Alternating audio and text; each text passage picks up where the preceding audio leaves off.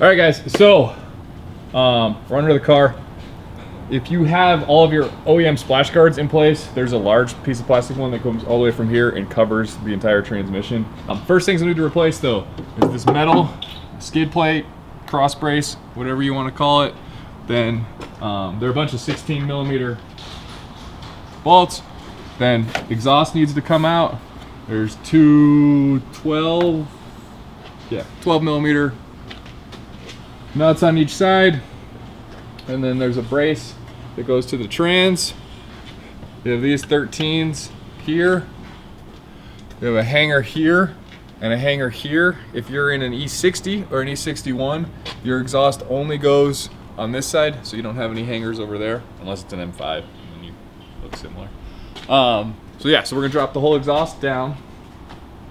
And after we get the exhaust down, we're gonna take all these heat shields off.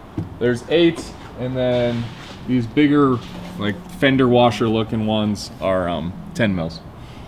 After that goes all down, I'll bring it back and we'll pull the drive shaft. So in this particular car, the secondary O2 sensor is still in the header on both sides. So when I remove the exhaust, those are still gonna be in place. I don't have to worry about unplugging those at this point. I'm not sure if it's exactly the same on an E60, but I think it is. But just check, make sure there's no wires running here. If there is, find the box. You can just unplug the O2 sensors. You don't have to remove them from the exhaust pipes themselves, and then leave them on the exhaust when you drop it. All right, so we're back. Those things are out. So heat shields, there's actually quite a bit of individual ones. And I have that very destroyed one. But the fender washer things, like I said, are 10mm nuts. All of the screws or bolts were 8mm for the heat shields. The exhaust was these 2 nuts, a brace right here that went under it. One thing I didn't point out, these ones are rubber mounted, and I would suggest just sliding those out. They came out very easy. But everywhere else, here, here, here, and here, I would just unbolt. Don't worry about messing with the rubber, just unbolt the whole thing, take the nut off, you can just shove it back on when you're done. Ooh, cat. Exposed. Anyway, so now we're on to removing the drive shaft. I like to, when I work on BMWs, drop the cross member first to get it out of the way so that I can get a wrench behind the bolts for the Guibo. It is a little unnerving, but I'll show you. So you just drop all these out.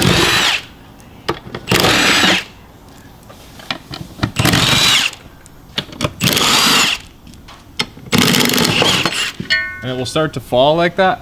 I've never had anything bad happen because of that. So if you were worried, you could get a pole jack and put it under it and then lower it slowly. But here at DBO, we're about speed and efficiency.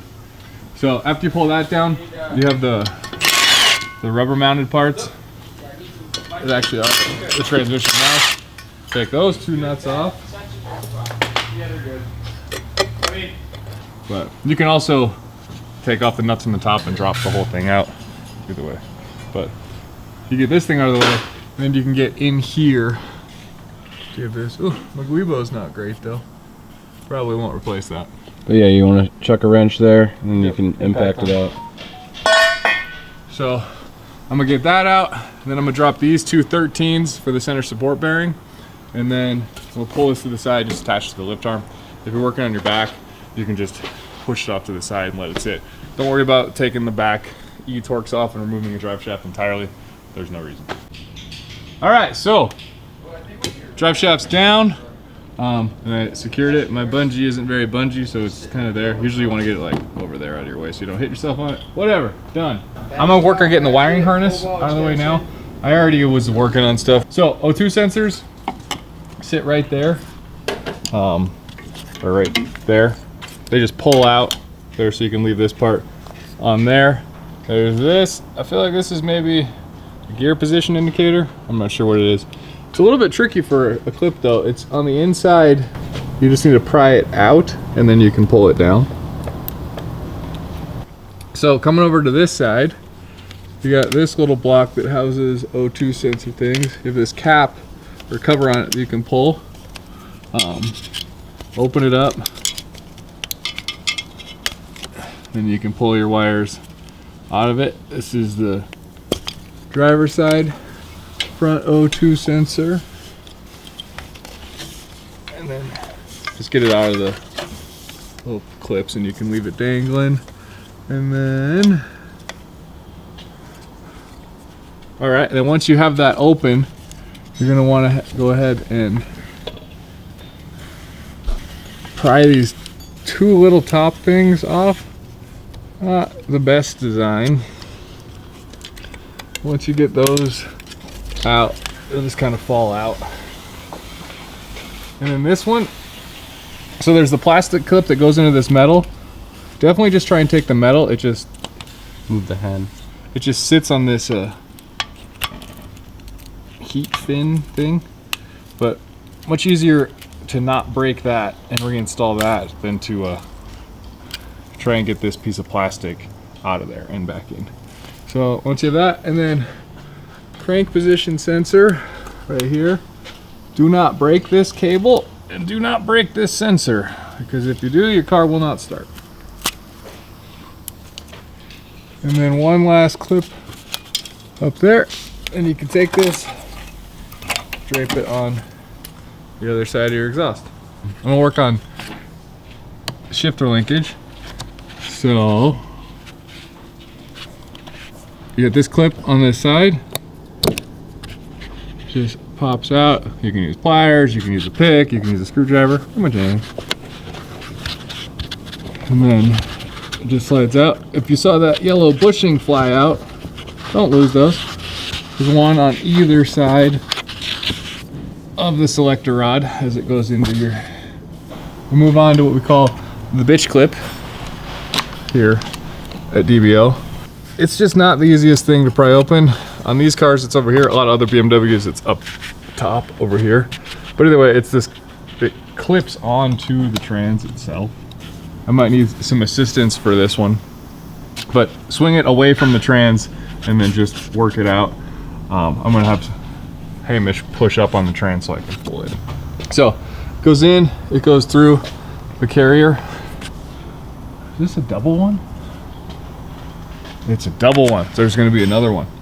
So it goes in right there, and then once it's all the way in, it pivots down and clips onto this. I don't know if you can see it past the Guibo, but when I get the trans all the way out, I'll show you how they go on.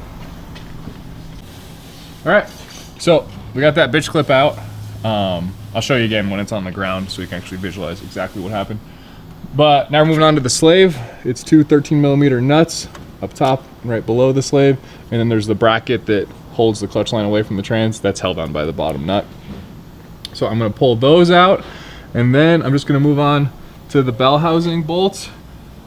These appear to all be E12s, external torque 12s, which is interesting. Oh, there's E10s at the top. Oh, yep, and then some E10s at the top. So I'm gonna go ahead and pull the slave off and pull the whole trans out, and see you in a second. All right, so I'm back in the middle of taking the bell housing bolts out. I've cracked them all. One thing I had neglected to mention. So the starter is right there on these, and these bolts go directly in the starter. On this side, there's a provision for a starter, but there isn't a starter there. So the bolts go through, and then there's a nut on the other side. So you need a 16mm, might be a 15mm actually too. I don't know, 16 works. Another thing that'd be very useful in this. So remember I said E-Torx, use E-Torx, don't try and find a 6-point socket or 12-point socket that'll work. Get the proper E-Torx, but get a wobble. Go to Harbor Freight, wherever you get, but a wobble will make your life super easy. And then a bunch of extensions, and you can just, you know, get anywhere you need to go. All right, see you in a little bit. So the two clips, and it's this carrier right here. So see, there's two, it goes in there and in there. But how it clips onto this is it comes in right here, goes through the thing, and then it clips down, and then it clips down.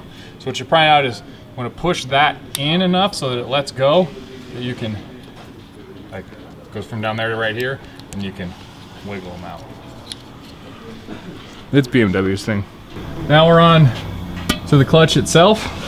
So I'm gonna pull out all of them except probably that one, just so it doesn't fall down, and then I can hold it and get that last one out. So I'm gonna pull those off real quick.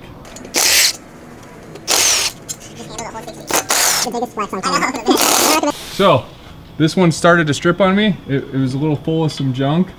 If that happens, don't keep spinning. Get something and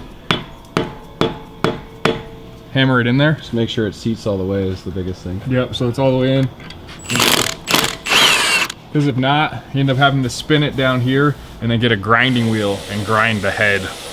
So this car has 180,000 miles on it, and there was no marks on any of the bell housing bolts. So this might be an original clutch, which would be really impressive for a clutch to make it 180,000 miles.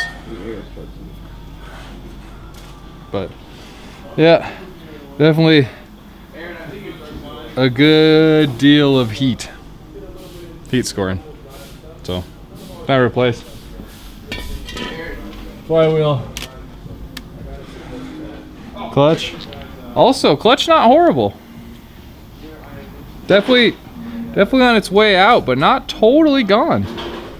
All right, so if you're working on one of these V8, e60, e61s, e63s, actually I don't know if they made e61 manuals in the US. Either way, if you're watching this in another country, the dual mass flywheel has torques that are way in there.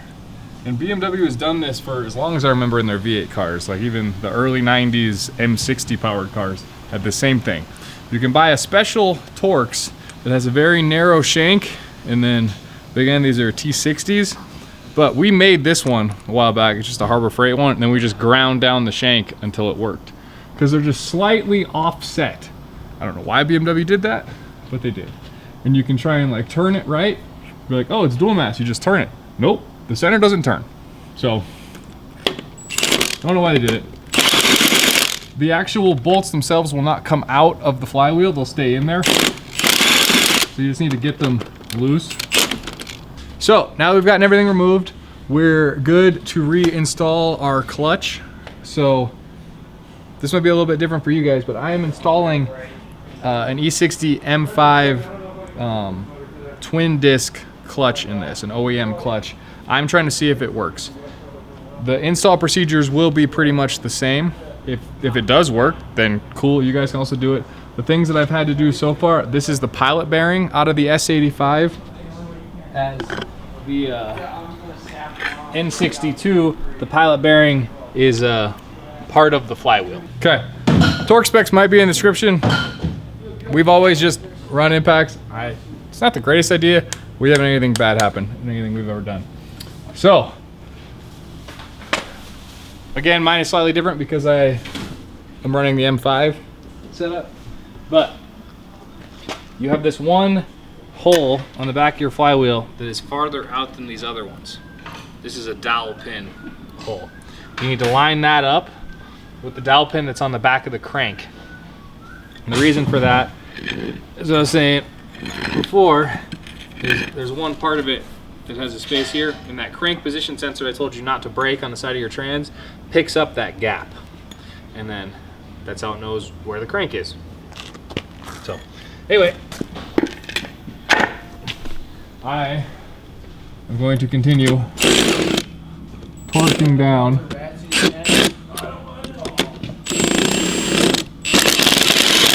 my flywheel bolts. All right, so this is where I'm going to leave this DIY because everything from this is going to be slightly different than yours.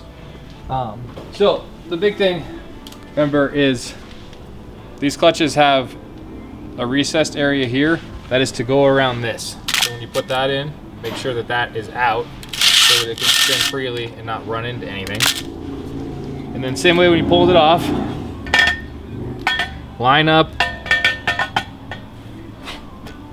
the dowel pins, push it on best you can, get your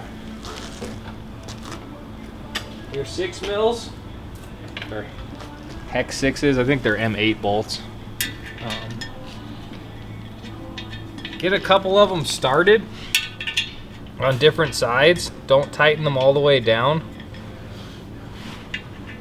until they're all in. This is also something that I impact, but maybe not the best idea. There is a torque spec for them. You should get a clutch alignment tool with your new clutch setup. Stick that in and stick that into your flywheel to align your clutch before you put your flywheel on and tighten it down. Once you get it all on and you get a few bolts in it, you should be able to pull it in and out without any issues. And then you can tighten it the rest of the way. Then after that, just put it back together the exact opposite of how you took it apart. If you have any questions, please feel free. Put them down in the comments below. We'll answer them. Appreciate you watching. If you want to see some things that aren't strictly DIY, check out some of our other videos. We do a lot of fun stuff here at the shop. Thanks for your time. Have a good one.